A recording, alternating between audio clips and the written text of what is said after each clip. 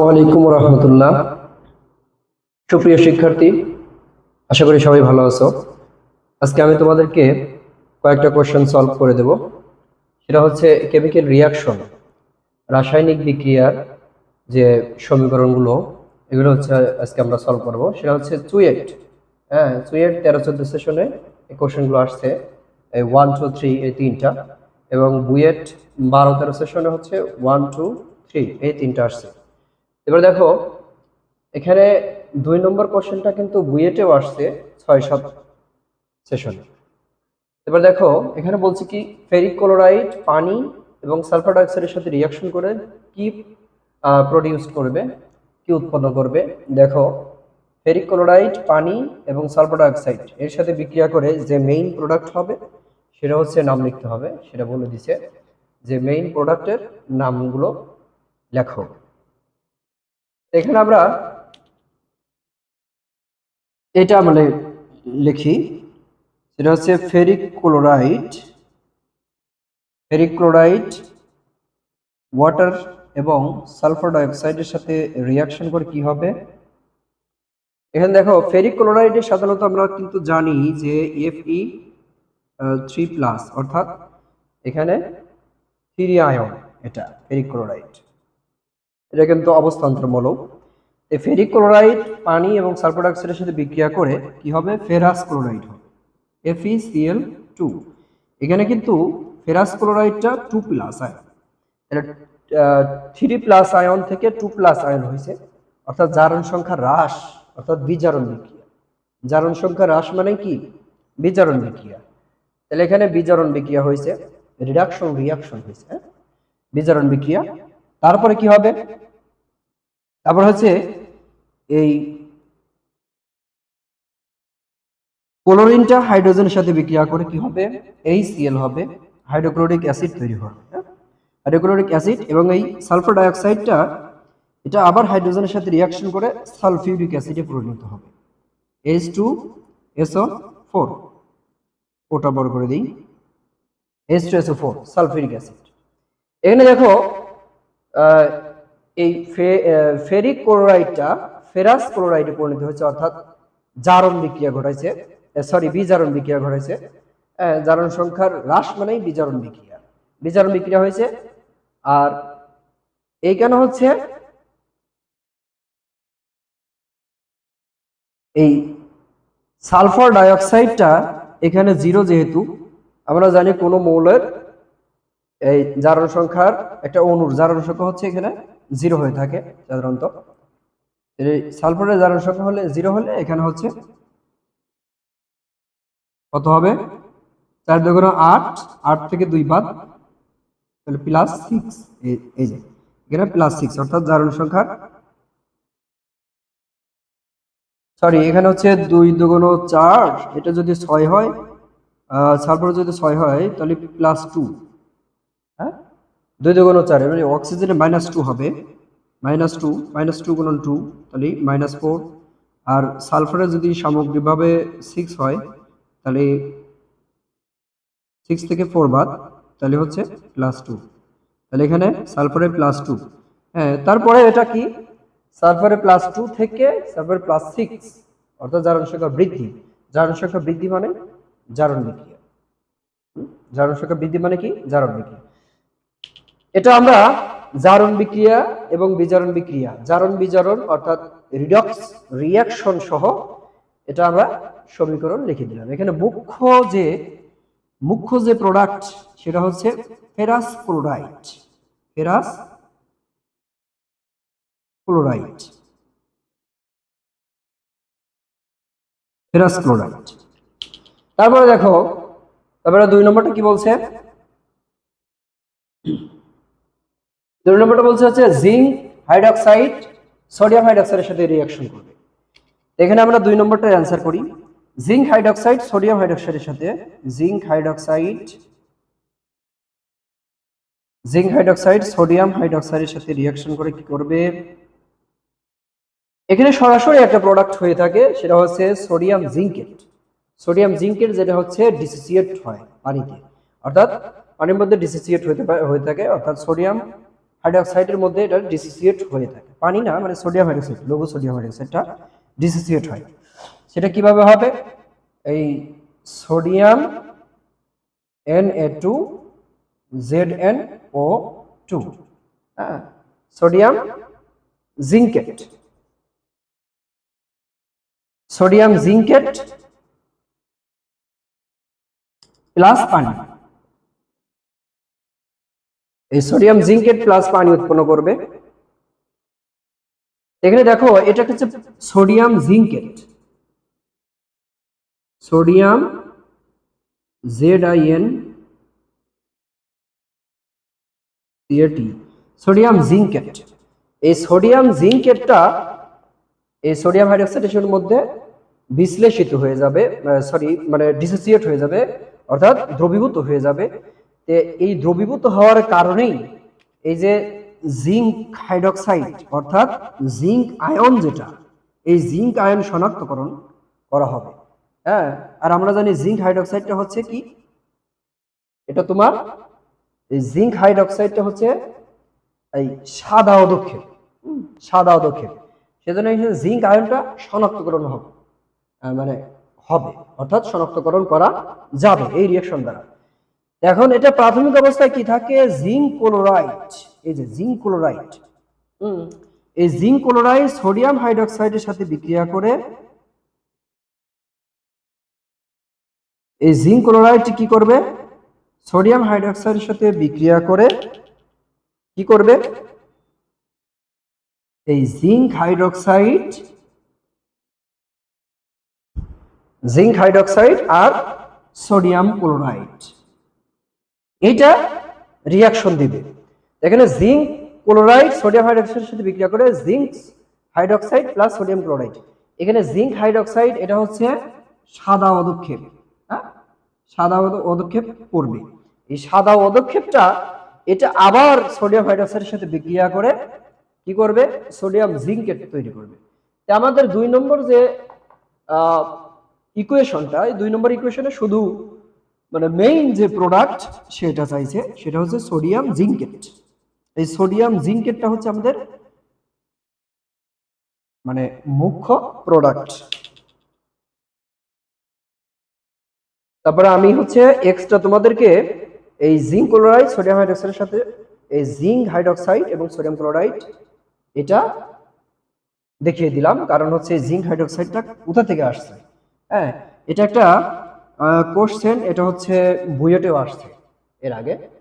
বুয়েটে আসছে হলো 2006-07 সেশনে। সেটা হচ্ছে সোডিয়াম জিঙ্ক ক্লোরাইডের সাথে সোডিয়াম হাইড্রোক্সাইড অর্থাৎ জিঙ্ক আয়নের শনাক্তকরণের একটা সমীকরণ বা রিঅ্যাকশন। 3 নম্বরে সিলভার ক্লোরাইড অ্যামোনিয়াম হাইড্রোক্সাইডের সাথে বিক্রিয়া করে কি উৎপন্ন করবে? সিলভার ক্লোরাইড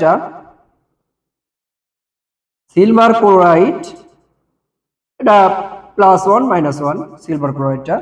অ্যামোনিয়াম হাইড্রোক্সাইড এটা প্লাস, এটা হচ্ছে মাইনাস। অ্যামোনিয়াম হাইড্রোক্সাইডের সাথে বিক্রিয়া করে কি উৎপন্ন করবে?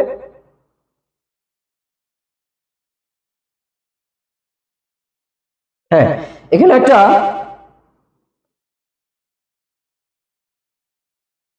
জটিল যৌগ তৈরি করে, জটিল যৌগ প্রডিউস করে। সেটা হচ্ছে এই সিলভার আয়নটা জটিল যৌগ তৈরি করে। সেটা দেখো কিভাবে, এই যে silver diammine silver chloride, diammine silver chloride, আর সেই সাথে পানি উৎপন্ন করে। এই ডায়ামিন সিলভার ক্লোরাইডটা একটা কমপ্লেক্স কম্পাউন্ড বা জটিল যৌগ। Diamine silver chloride, silver chloride.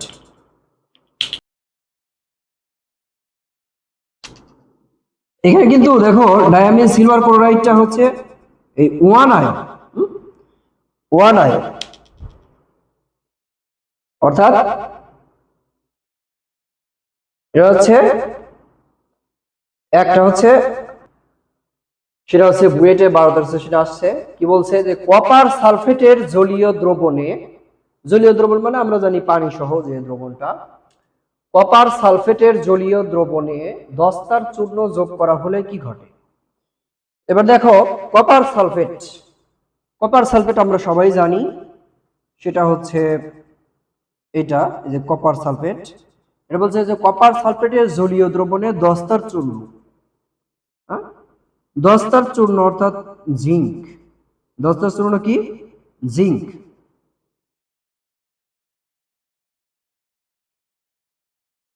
এই যে দস্তার চূর্ণ হচ্ছে জিঙ্ক, এবং জলীয় দ্রবণ তো একটু পানি থাকবে। কপার সালফেটের জলীয় দ্রবণে দস্তার চূর্ণ যোগ করলে কি ঘটবে। দস্তার চূর্ণ যোগ করলে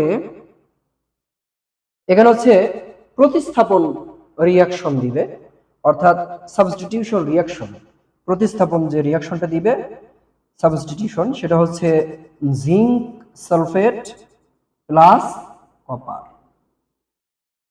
এটা আমরা জানি কপার সালফেটটা অ্যাকোয়াস অবস্থায় থাকে, অ্যাকোয়াস অবস্থায় কপার সালফেট থাকে, আর হচ্ছে জিঙ্কটা এখানে কি থাকে, সলিড অবস্থায় থাকে। আর এখানে জিঙ্ক সালফেটটা আবার অ্যাকোয়াস হয়ে যাবে, আর কপারটা হচ্ছে সলিড অবস্থায় থাকবে। এখানে দেখো এই যে বিক্রিয়াটা, এটা হচ্ছে প্রতিস্থাপন বিক্রিয়া। এখানে এই জিঙ্কটা কেন কপারকে প্রতিস্থাপিত করলো, এটা একটা মানে এটা একটা কোশ্চেন। সেটা হচ্ছে জিঙ্কটা হচ্ছে তোমার সক্রিয়তা সিরিজে, অর্থাৎ সক্রিয়তার সিরিজে জিঙ্কের অবস্থান হচ্ছে কপারের চাইতে উপরে। যেমন আমরা এটা হচ্ছে তোমার একটা হচ্ছে দ্বারা মনে রাখতে পারি, একটা সিকোয়েন্স বা হচ্ছে একটা ছন্দ দ্বারা। সেটা হচ্ছে কে না কে মেগাইবার এলো যেন ফিরে, সোনা পাবে হায় কুলাঙ্গার হাজি হাজি পেটাবে আমায়। হ্যাঁ, এই কে না কে সোনা পাবে হায়, কে না কে অর্থাৎ পটাশিয়াম, ক্যালসিয়াম, ম্যাগাইবার ম্যাগনেসিয়াম, কে না কে মেগাইভার এলো যেন ফিরে, এলো যেন ফিরে অ্যালুমিনিয়াম জিঙ্ক, এই যে জিঙ্ক এলো যেন ফিরে, হ্যাঁ ফিরেতে আয়রন, এফি আয়রন, এলো যেন ফিরে সোনা পাবে হায় কুলাঙ্গার, এই কুলাঙ্গারে হচ্ছে কপার। তাহলে এলো যেন ফিরে, এই যে যেনতে জিঙ্ক, তাহলে কিন্তু এর অবস্থা অনেক উপরে, হ্যাঁ কপারের চাইতে অনেক উপরে। সেজন্য সক্রিয়তা সিরিজে যার অবস্থান যত উপরে থাকবে সে হচ্ছে কি হবে, সক্রিয় থাকবে, আর নিচের অবস্থানে সে হচ্ছে তুলনামূলক সক্রিয় কম থাকবে। সেজন্য যে উপরে থাকবে সে তাকে নিচের মৌলগুলোকে বা নিচের ধাতুগুলোকে প্রতিস্থাপিত করতে পারবে। আশা করি তোমরা বুঝতে পারছো। তারপরে দেখো সিলিকার সাথে সোডিয়াম, সোডিয়াম কার্বনেট এর উত্তপ্ত পানি দ্বারা বিক্রিয়া করলে কি উৎপন্ন হয়। এটা 2 নম্বর। দেখো সিলিকা, সিলিকা আমরা জানি কি, সিলিকা হচ্ছে SiO2। সিলিকা, সিলিকা একটা কোয়াটার্স বলা হয়, এটা বালি বলা হয় সিলিকা। সিলিকন এবং অক্সিজেনের সাথে এই এটা হচ্ছে ডাইমার অবস্থানে থাকে সিলিকা। কপার সালফেটের জলীয় দ্রবণে সরি সিলিকার সাথে সোডিয়াম কার্বনেট, তা আমরা প্রথমে সোডিয়াম কার্বনেট লিখে নেই। সোডিয়াম কার্বনেট আমরা জানি কি, এটা হচ্ছে প্রাইমারি স্ট্যান্ডার্ড পদার্থ। সহজে বায়ুর সংস্পর্শে বা বিভিন্ন জীবাণু দ্বারা আক্রান্ত হয় না, সেটা হচ্ছে স্ট্যান্ডার্ড পদার্থ।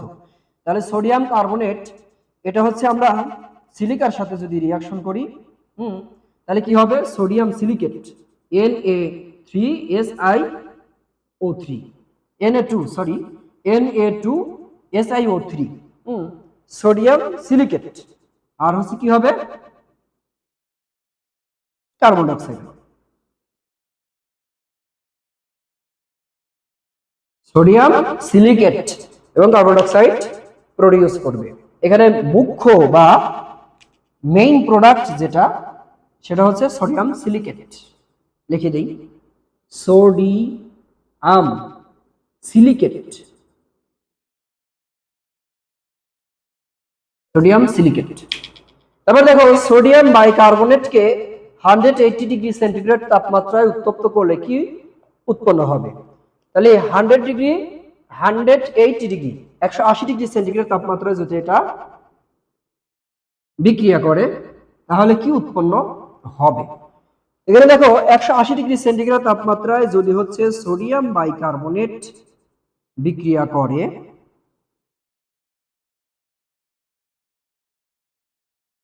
হ্যাঁ বিক্রিয়া করে, তাহলে কি হবে? সোডিয়াম কার্বনেট, তারপরে হচ্ছে কি উৎপন্ন করবে? কার্বন ডাই অক্সাইড, আর কি উৎপন্ন করবে? পানি উৎপন্ন করতে পারে। তাহলে এই যে কার্বন ডাই অক্সাইড, এটা হচ্ছে বুদবুদ আকারে উড়ে যায়, সেজন্য এটার কিন্তু আর একটা নাম আছে, সেটা হচ্ছে খাবার সোডা। এটা হচ্ছে খাবার সোডা বা খাই সোডা আমাদের এলাকার লোকজন বলে, সেটা হচ্ছে সোডিয়াম বাইকার্বনেট, এটা হচ্ছে খাবার সোডা। সোডিয়াম বাইকার্বনেট এটা খাবার সোডাও বটে এবং এটা বেকিং পাউডারের মধ্যেও এটা দেওয়া হয়। পরবর্তী ক্লাসে আমি এটা নিয়ে একটু আলোচনা করব যে বেকিং পাউডার কিভাবে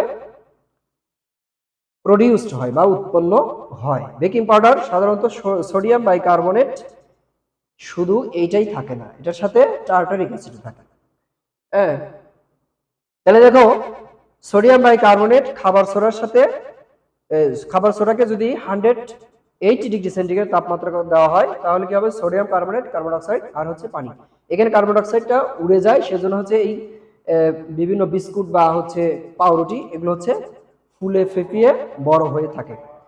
তো এ পর্যন্তই, সবাই ভালো থেকো, সুস্থ থেকো, সবাই আমার জন্য দোয়া করো। আসসালামু আলাইকুম।